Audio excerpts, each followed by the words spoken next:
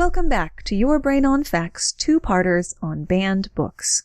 It's not strictly necessary that you listen to part 1, but I think you'll really enjoy it.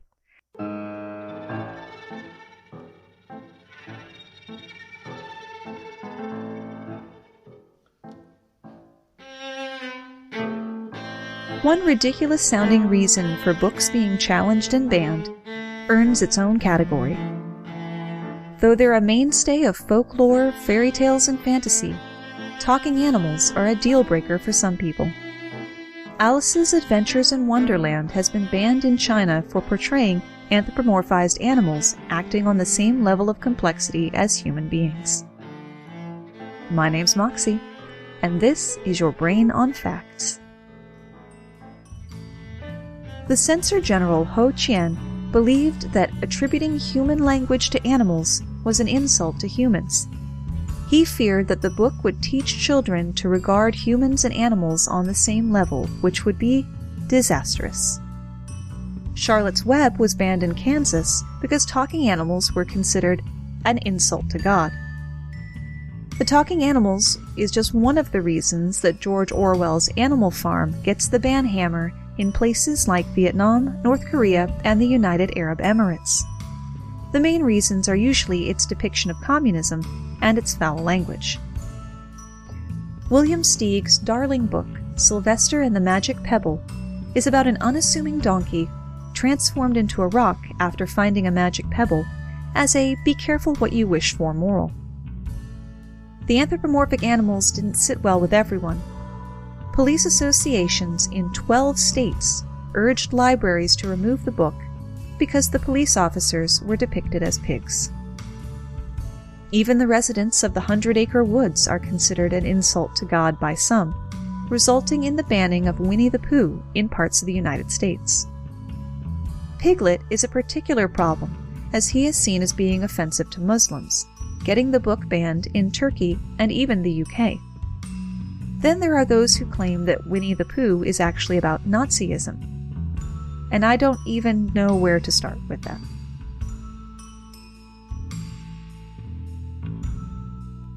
Popular reasons for a book to be challenged include racial issues or language, violence, sex, glorifying drug use, normalizing homosexuality, age appropriateness, witchcraft, and anything deemed antithetical to Christian values. A lot of the books in our discussion were challenged in part out of parental fear that they would incite children to rebel, making them question and disobey authority. This protest comes up for such childhood classics as James and the Giant Peach, Harriet the Spy, Alice's Adventures in Wonderland, Captain Underpants, and 2 from Shel Silverstein, Where the Sidewalk Ends and A Light in the Attic. But more about him in a minute. Fear of independent thought in one's progeny seems to diminish with time, but we still see this objection for books read by teenagers like Catcher in the Rye and Dead Poets Society, which I'll admit I didn't know was a book. An Illinois pastor complained that he found Dead Poets Society, quote, disturbing, very close to a strong, mild pornography. To me, the book represents a disrespectful attitude toward parents and their judgments. It shows rebellion toward teachers and has graphic, immoral areas. No wonder they made a movie out of it. Also, what qualifies as strong, mild pornography? If my gentle listener is emotionally ready to see Robin Williams again, check the show notes or the website for a link to the amazing Seize the Day remix. If the link isn't there, scream at me on our social media, facebook.com/yourbrainonfacts, twitter.com/MoxieLabouche, or even yell at me on Instagram, instagram.com/yourbrainonfacts. A staff cartoonist for Playboy magazine, Shel Silverstein began writing children's books in the 1960s. From The Giving Tree to Falling Up, his style was laid back and conversational, with accompanying illustrations that bordered on the absurd. The American Library Association's case file of challenges brought against Silverstein's works reads like a comedy of errors, almost as absurd as the contents of his poems. Little Abigail and the Beautiful Pony, which tells of a child throwing a hissy fit that she'll die if she doesn't get a pony, was banned from second-grade classes in Huffman, Texas, because a mom protested that it exposed children to the horrors of suicide. A Mukwonago, Wisconsin school banned A Light in the Attic because it glorified Satan, suicide, and cannibalism. Multiple schools in Florida banned it for containing violence and encouraging rebellion.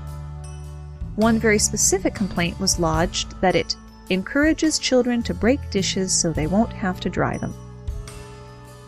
Where the Sidewalk Ends was yanked from shelves in another Wisconsin school district over fears that it promotes drug use, the occult, suicide, death, violence, disrespect for truth, disrespect for authority, and rebellion against parents. Bloomsburg, Pennsylvania schools objected to the poem Dreadful over the line, "Someone ate the baby," because they feared some of their impressionable students would actually be encouraged to try cannibalism. If you've ever acted out something from a Shel Silverstein poem, please post it to your social media and tag us. And add the hashtag BannedBooksWeek. Why not? If you've ever acted out something from a Shel Silverstein poem, please post it to your social media and tag us. By the way, if my gentle listener is a fair hand at research, feel free to look into the question of why they couldn't find a better picture of Silverstein for the back of his books. Let me know and I'll have you on the show. Well-meaning, pearl-clutching parents may be doing their children a disservice by trying to remove issues from their environment rather than helping their children to understand and interpret them. The controversial book-turned-Netflix series 13 Reasons Why, wherein a fictional teen makes 13 tapes explaining her upcoming suicide, has been a target of censorship since it was first published in 2007. A Colorado school district banned the novel, saying it glamorized suicide. In Ontario, Canada, the story was pulled from school libraries for its negative portrayal of helping professionals. In Alberta, any discussion of the book was prohibited. Parents and school districts worried the series would promote what's called suicide contagion. Author Jay Asher is concerned that hiding this issue away may make things harder for teenagers. He said in an interview with PBS, "I never understood the power of having books written about your experience, whatever that experience may be, until I wrote one and started hearing from teens. I just got an email from a reader who said that 13 Reasons Why was the first time they felt understood. A book shouldn't be anybody's first time feeling understood, and that's where censorship bothers me. These books need to be out there. A lot of authors see their books being banned or challenged as a badge of honor. But for me, it's nothing but frustrating and upsetting. I hear from readers and now viewers of the Netflix show that my work encouraged them to ask for help or to reach out to someone about the situation they're in. When you hear stories like that on a daily basis, and then you hear adults call for your work to be banned, it's proof of why the stigma around these issues is so dangerous. Some challenges give you the impression that people were expecting something else from the book, essentially not judging the book by its cover. Especially with the cover of Two Boys Kissing by David Levitan, which shows two boys kissing. The story is about two boys trying to set a Guinness record for the longest kiss. It's been challenged not only for depicting homosexuality, but for condoning public displays of affection. The person who wrote that complaint should get some kind of award. A Milwaukee, Wisconsin parent wanted the biography Whoopi Goldberg, Her Journey from Poverty to Megastardom, removed from the high school library because it contains curse words. They are possibly unfamiliar with Ms. Goldberg's body of work, and the fact that their high schooler already knows all of the swear words.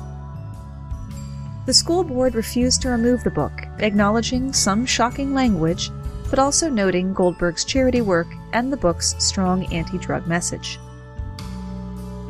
With a name like Big Hard Sex Criminals, you know it's got to be good. And banned. If the title weren't warning enough, the back cover is embossed with big gold letters. For mature readers. Duh. It's a graphic novel about a couple who stop time when they orgasm so they can rob banks. 3 guesses what parents objected to, and the last 2 don't count. The same goes for Chuck Palahniuk's Fight Club, yes, the one the movie's based on, and Tom Wolfe's The Electric Kool-Aid Acid Test. The title, The Day No Pigs Would Die, by Robert Newton Peck, should have made it no surprise that there was going to be animal-oriented violence and other shenanigans of nature. Even still, parents cited those chiefly among the reasons that landed the book in the American Library Association's Top 100 for the previous decade. One teacher in Utica, New York, was having none of this foolishness, and actually quit her job after the school banned the book. I was in the middle of editing today's episode when I realized I forgot to record a review the first time around. So let's make it a double, because I got reviews from 2 of my favorite podcasts. The Strange Animals podcast, which is a must for any animal lover, says, "The content is always interesting and well-researched, and I love Moxie's voice." And my friend Brisky from over at the Turn of Phrases podcast, "Great if you've ever wondered why we say the strange things that we say." She says, "I love learning and laughing. This podcast helps me do both. It's entertaining and exciting and makes your brain smarter. What's not to love?" What not indeed. So when you're done with this episode, gentle listener, do check out the Strange Animals and Turn of Phrases podcasts. Reviews are greatly appreciated because they help to make Your Brain on Facts more likely to be found by people searching for podcasts. But the very best way to help us out is to share the podcast on your social media. Don't worry about making a post for it. Just pop over to our Facebook or Twitter and share the pinned post of this episode. Some challenges and bannings seem obvious with the benefit of hindsight. You could hardly come up with a better example than Anthony Burgess's A Clockwork Orange. It was removed from high schools in Colorado and Massachusetts for objectionable language, and removed but later reinstated on a restricted basis in Alabama and other areas. Objections to Clockwork Orange weren't limited to schools and libraries either. In 1973, a bookseller in Orem, Utah, was arrested for selling the novel. The charges were later dropped, but the bookseller found themselves forced to close their store and relocate to another city. Many a challenge or banning has been the textbook definition of ironic. Ray Bradbury's Fahrenheit 451 is a novel about the future and the banning and burning of books. It was banned because one of the books that gets burned is the Bible. The Diary of a Young Girl by Anne Frank is the incredible first-hand account of an ever-hopeful Jewish girl who is eventually killed in the Holocaust, but never stopped believing in the basic goodness of mankind. It was banned by the Alabama State Textbook Committee in 1983 for being, quote, "a real downer." I'd hate to see how they choose the history books. Even books made for the wee ones find themselves in the crosshairs. The Family Book by Todd Parr looks like it was illustrated in crayon, but that didn't charm the Erie, Illinois school that objected to the line, "Some families have 2 moms or 2 dads." The Roald Dahl classic, James and the Giant Peach, was banned from elementary schools in Lufkin, Texas, because it contains the word ass. The Little Bill book series has come under fire in the past few years, not for its content, but for its author, Bill Cosby, once beloved TV dad who has been revealed to be a sexual predator. Again, this is only a half-hour show, and we can't get into the question of separating the art from the artist. Shel Silverstein's The Giving Tree has come under fire since it was first published, for everything from its ambiguous moral to being sexist, criminalizing the forestry industry, an accusation that also plagued Dr. Seuss's The Lorax, to the subtext of bad parenting, not because we never see the boy's parents provide for him, but because the tree is portrayed as a mother who spoils him. A lovely book about penguins hatching an egg and raising a chick, called And Tango Makes Three by Justin Richardson and Peter Parnell, caused righteous indignation when it was published in 2005, because the adult penguins are both male. Before we go any further, this is based on a true story. Tango is the story of a family of penguins living in the Central Park Zoo in New York, where a bonded pair of males were given an untended egg for the nest they had built together. Tango made the American Library Association's Top 10 Banned Books 5 years in a row for its depiction of homosexuality and gender roles, age appropriateness of the material, and raising the question of what makes a family. Many librarians kept the book available by moving it to a different location, like moving it from picture books to nonfiction. Oh yeah, did I mention this repeatedly challenged book is a picture book? If you've had a child in the last 15 years, there's probably at least one Captain Underpants book somewhere in your house. This series, that follows the adventures of two prank-loving young boys who created a superhero called Captain Underpants, actually gets challenged and banned more often than 50 Shades of Grey. Some parents object to the references to underwear, naturally, the protagonists referring to their principal as a mean old man, and the boys beating up a robot with bits of wood. It all seems like sound and fury amounting to nothing in this reporter's opinion. How can you not love a book that opens with, "Some material in this book may be considered offensive by people who don't wear underwear"? Let's hope the old adage, even bad publicity is good publicity, holds true, because if you're writing a book for young readers about LGBTQ acceptance, you're going to be getting a lot of it. I Am Jazz is Jazz Jennings' autobiographical picture book of a child that is, quote, born with a girl's brain in a boy's body. It's become something of a gold standard for teaching children and families about transsexuality. It raised controversy in Rocklin, California, after a transgender kindergarten student gave some books about her situation to her teacher, and the teacher read them to the class. Some parents complained to the school board about being blindsided, despite having been sent a written notice. The district responded that the books were age-appropriate, fell within the book selection policy, and that unlike sex education, the topic of gender identity did not require prior parental notice. However, the superintendent conceded that staff will be engaging parents and teachers in discussions about how materials outside our curriculum will be addressed in the future. I Am Jazz was not read as planned in Mount Horeb, Wisconsin schools after the Florida-based Liberty Council threatened to sue. The group describes itself as a non-profit litigation, education, and policy organization with an emphasis on religious liberty, whereas the Southern Poverty Law Center describes them as a hate group that advocates for anti-LGBT discrimination. Alex Gino's George tells the story of a child who is born as George but comes out as Melissa to her best friend and eventually to others through the help of a school play. 5 elementary schools in eastern Oregon withdrew from an annual statewide Battle of the Books competition because of the inclusion of George on the reading list. The book carries an age recommendation of grades 3 through 7, but the school's principals argued it was not appropriate for their 3rd through 5th grade students participating in the competition. My Princess Boy by Cheryl Davis was inspired by the author's son, who enjoys wearing girl clothes even while doing traditionally boy things, and her journey to understand and accept him.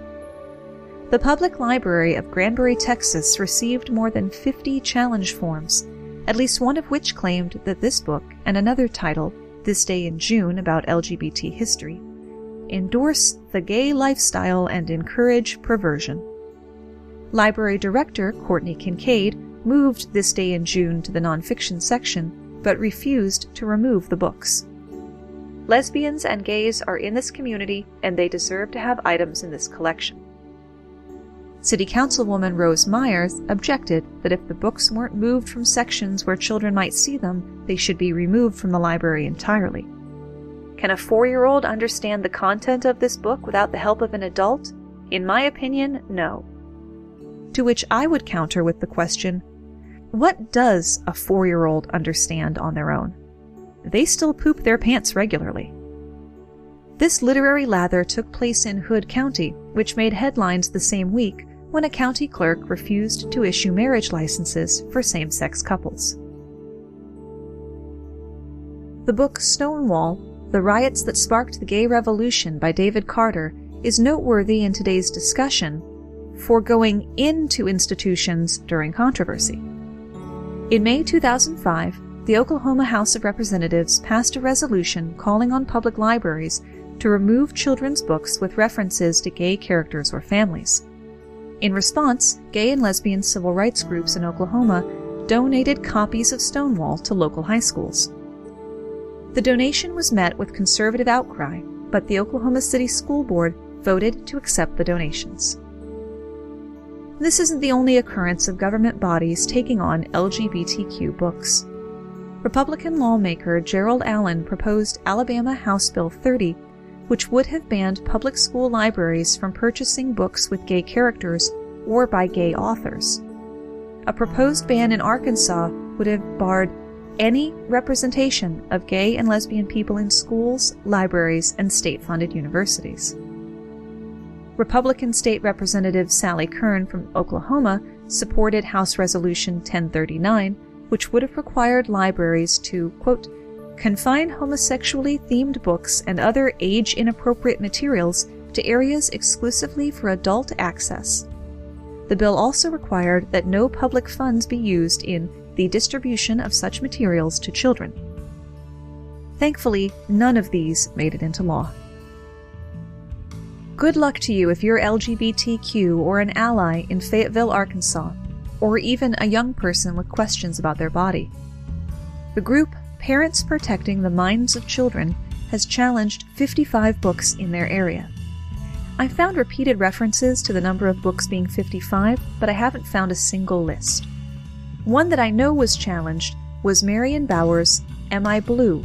Coming Out from the Silence, a collection of short stories about growing up gay or lesbian, or with gay or lesbian parents and friends. Parents Protecting the Minds of Children was having none of it, not only because of the subject matter, but because proceeds from the sale of the book went to PFLAG, Parents and Friends of Gays and Lesbians.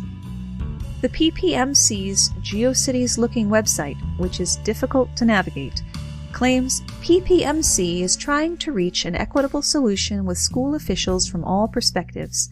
Our objective is not to remove any books from the library, it is simply to enforce our parental right to choose for our children. They seem particularly ruffled by Robbie Harris's It's Perfectly Normal, which contains straight talk and frank illustrations about puberty, masturbation, and sex. It's a bit like 1977's Where Did I Come From?, without which, having been loaned to me by my friend Stacy, I would have continued woefully unfamiliar with basic human anatomy and reproduction well into high school.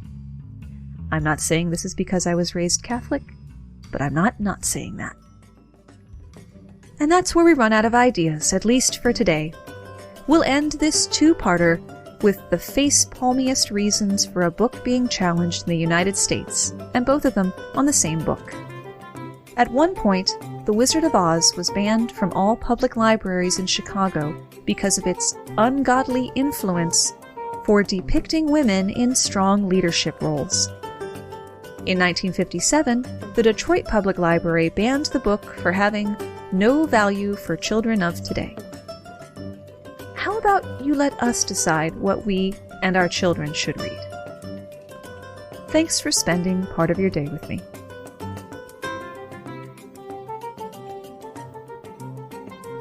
This is normally where I'd include a word that sounds dirty but isn't, or a word that just kind of makes people cringe, but I've run out. So head on over to our social media and tell me the words you would like to inflict on other listeners.